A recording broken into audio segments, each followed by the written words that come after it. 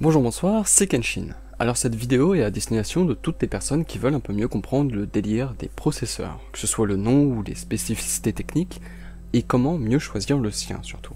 Déjà, on a deux grandes marques, Intel et AMD. AMD concentre plus souvent ses efforts sur un grand nombre de cœurs, quand Intel se concentre plutôt sur une haute fréquence. Comme autre différence, on a Intel qui intègre une puce graphique dans la plupart de ses processeurs pour PC de bureau, chose uniquement présente dans le bas de gamme chez AMD. Autrement, les deux marques se valent avec une préférence pour AMD si vous faites du montage, des streams ou de la 3D de par le grand nombre de cœurs, et pour Intel si vous jouez avec un écran 120 ou 144 Hz avec la grande fréquence qui le permet plus facilement. Le socket, c'est ce qui va vous dire si un processeur est compatible avec une carte mère donnée. Par exemple, pour les chaussures, vous regardez la pointure.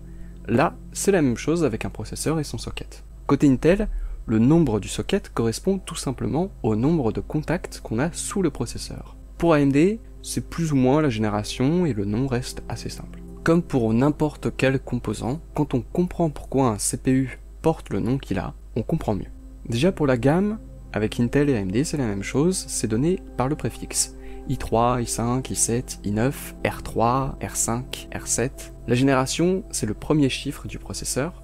Par exemple avec un Intel 7700K, c'est tout simplement la génération 7, et avec un AMD 1600, c'est tout simplement la première génération. Les restes des chiffres, c'est tout simplement le modèle. Maintenant, on commence à avoir une petite différence avec si un processeur est overclockable ou non. Avec Intel, soit on a un K, soit on a un X à la fin du nom, et chez AMD, c'est tous les processeurs en fait qui sont overclockables, donc à ce moment-là, il n'y a pas de lettre en plus pour indiquer que c'est faisable. Chez Intel, la technologie Boost, qui permet d'augmenter légèrement la fréquence d'un processeur quand il en a besoin, s'appelle Turbo Boost, et chez AMD, ça n'a pas vraiment de nom. Pour une puce qui est dans un PC portable, avec Intel, on peut avoir plusieurs lettres, donc on peut avoir par exemple M, H, Q, U, Y, et avec AMD, on n'a pas cette différence qui existe au niveau du nom. Et enfin, il existe une technologie de cœur virtuel. Chez Intel, ça s'appelle l'hyperthreading, et chez AMD, ça s'appelle le SMT. En ce qui concerne les gammes, AMD s'est aligné sur la nomenclature Intel depuis 2017. Du coup, avec Intel, on a i3, i5, i7, i9, et côté AMD, on a R3, R5 et R7. Donc c'est cool, parce qu'on s'y retrouve plus facilement. Pour faire court, la gamme, ça vous donne le nombre de cœurs que vous avez sur un processeur. Et souvent, ça a un impact direct sur vos performances dans les applications qui en profitent. Je parlerai pas de l'ancienne nomenclature AMD, étant donné que je fais cette vidéo pour aider à choisir un processeur, et prendre un AMD antérieur à Ryzen n'a pas vraiment de sens aujourd'hui. Pour Intel, la prochaine génération de processeurs qui porte le nom de Coffee Lake verra débarquer des i5 et des i7 avec plus de cœurs que ce qu'on a l'habitude de voir. Pour ce qui est des Xeon et des EPYC, ils sont super chers, même en considérant ce qu'ils proposent. C'est principalement parce qu'ils intègrent des fonctionnalités uniquement utiles pour des serveurs, comme la possibilité de mettre plus de 1 Tera de RAM. À côté, ils ont une fréquence plus basse que les processeurs grand public, ce qui fait que ces processeurs sont pas spécialement intéressants pour les jeux. Vous l'avez vu dans le tableau des gammes, je distingue cœur et thread. Thread, c'est le terme anglais pour cœur logique, à différencier des cœurs physiques. Ça, c'est dû à l'hyperthreading. Ça s'appelle comme ça pour Intel et SMT chez AMD. On a les cœurs physiques qui sont visibles physiquement sur le processeur, et les cœurs virtuels sont uniquement vus par le système d'exploitation. En gros, c'est un cœur qui va fonctionner assez vite pour faire deux choses en même temps. Alors vous en doutez peut-être, mais faire passer un cœur pour deux cœurs, c'est pas aussi bien que d'avoir deux cœurs réels. En réalité, avec un cœur virtuel, on atteint, dans le meilleur des cas, à peine 30% des performances d'un cœur physique. Le meilleur cas étant tout ce qui est logiciel de traitement vidéo qui vont réellement tirer parti de ce cœur virtuel. Plus vous avez de cœurs, mieux c'est. Enfin, tout dépend de ce que vous faites. Avec de la bureautique, 2 cœurs de thread, ça peut suffire. Avec les jeux, ça peut aussi suffire à condition que ce soit des jeux qui possèdent très peu de PNJ. Parce que ce qui sollicite le plus le processeur dans les jeux, ce sont les intelligences artificielles. L'exemple ultime pour ça, c'est Ashes of Singularity, qui est un jeu de gestion un peu à la Age of Empires, et c'est celui qui bouffe le plus de ressources processeurs à l'heure actuelle dans les jeux PC, même s'il est très bien optimisé. Mais sans être aussi extrême, et pour donner un cas qui est plus parlant, GTA V sollicitera plus le processeur que Call of Duty Infinite Warfare. Avec 4 cœurs, 4 threads, vous êtes tranquille parce que peu de jeux sollicitent plus. Au-delà, c'est plutôt la fréquence qui jouera un rôle. Mais ça, c'est uniquement valable si la carte graphique n'est plus le facteur limitant.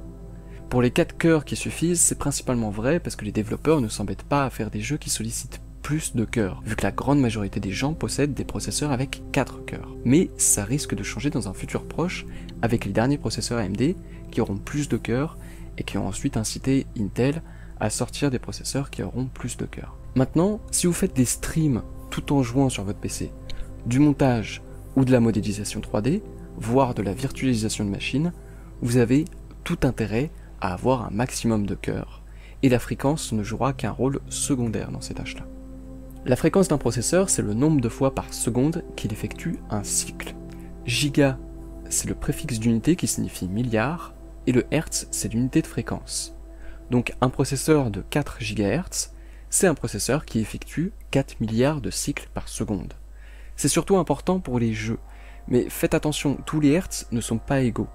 Par cycle, vous n'avez pas forcément le même nombre d'instructions exécutées d'une génération de processeurs à une autre.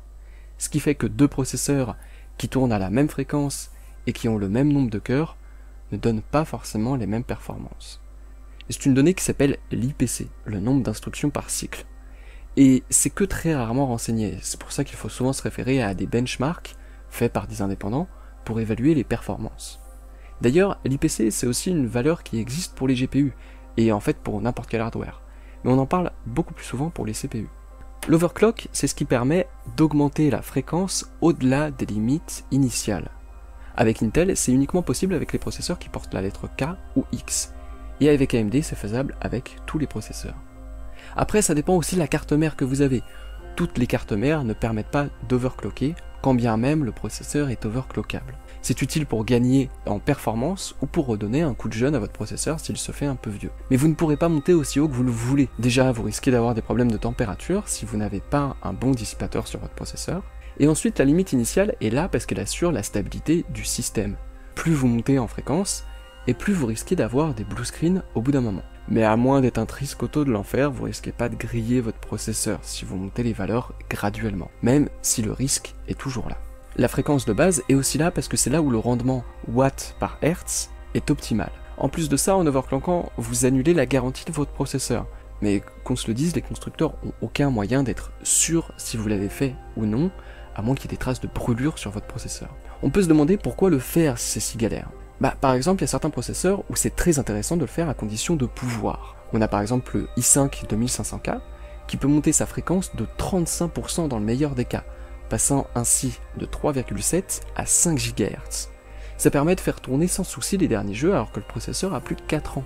Ça reste exceptionnel comme augmentation, mais c'est pour dire que des fois, ça vaut le coup. C'est aussi quelque chose de faisable sur les cartes graphiques, mais c'est moins intéressant comme gain de performance, et ça se fait moins qu'avec les processeurs, donc c'est pour ça que j'en parle dans cette vidéo et pas dans la vidéo des cartes graphiques. Le boost, on peut le voir comme une sorte d'auto-overclock sur un ou plusieurs cœurs, et qui fait pas sauter la garantie parce que prévu par le constructeur. Retenez bien que la fréquence que vous atteindrez en mode boost ne sera pas atteinte par tous les cœurs du processeur. Le nombre de cœurs qui bénéficient de cette augmentation de fréquence, ça dépend du modèle du processeur que vous avez. Si une application exploite une grosse partie des ressources du PC, le CPU va automatiquement monter sa fréquence de quelques centaines de mégahertz. Ça permet des économies d'énergie quand c'est pas utilisé, et un léger boost de performance quand c'est nécessaire. Pour les jeux, c'est plutôt cette donnée-là qu'il faut prendre en compte, vu que la plupart du temps, le mode boost s'activera quand vous êtes en partie. Avec Intel, on a QuickSync, et avec AMD, ça s'appelle VCE. Faut voir ça comme une puce dédiée à l'encodage et au décodage des vidéos. C'est présent sur tous les APU, c'est-à-dire les processeurs qui intègrent une puce graphique. À la base, c'est surtout pour aider au décodage des vidéos que vous regardez. Mais si jamais vous avez une carte graphique dédiée, vous ne l'utilisez pas cette puce. En fait, ça peut surtout servir pour encoder des streams avec OBS ou XSplit sans avoir d'impact sur le système vu que c'est une puce à part. Sur Intel, on en retrouve sur la plupart des Pentium, i3, i5, i7, tandis que sur AMD, on n'en retrouve que dans les processeurs les plus bas de gamme, comme les A12 et tout ce qu'il y a en dessous. Le TDP, ou Thermal Dissipation Power, ça vous indique quelle capacité de dissipation thermique, la traduction littérale, est nécessaire quand le processeur tourne à 100%. C'est l'information que vous avez besoin de regarder au moment de choisir un système de refroidissement pour votre processeur. Si vous overclockez, le TDP est plus important que celui précisé par le constructeur. Par conséquent, il faut prévoir un meilleur système de refroidissement. Ce qu'il faut retenir, c'est que même si cette info est exprimée en watts, l'unité de l'énergie, ça donne pas la consommation du processeur, mais l'énergie perdue sous forme de chaleur. Et si vous voulez connaître la consommation, vous devrez regarder des tests faits par des indépendants. Mais d'une manière générale, le TDP est toujours inférieur à la consommation d'un processeur. Pour ce qui est de la lithographie, j'en ai déjà parlé dans la vidéo sur les GPU. Mais en gros, c'est la finesse de gravure des circuits exprimée en nanomètres. Le cache permet de stocker des données qui reviennent souvent, et plutôt que d'aller les chercher à chaque fois dans la RAM, le processeur va les stocker dans le cache. C'est un petit bout de RAM qui est super performant et beaucoup plus rapide que la RAM que vous avez en barrette. Mais c'est aussi super cher, et c'est pour ça qu'il n'y en a qu'une très petite quantité. Quelques mégas contre quelques gigas avec les barrettes de RAM. Le plus dur étant de déterminer quelles données vont être réutilisées, pour savoir quoi mettre dans le cache. Et les algorithmes d'aujourd'hui sont super bons pour ça, parce que 80% du temps, les données qui sont stockées dans le cache sont réutilisées par le processeur. C'est toujours fonction du nombre de cœurs d'un processeur, et c'est pas vraiment quelque chose dont vous devez vous soucier quand vous choisissez un processeur. Sur les PC portables, vous avez une tonne de lettres suffixes possibles pour Intel. K ou X pour l'overclock, Y et U pour basse consommation, Q pour quad-core, H pour les graphismes et M pour mobile.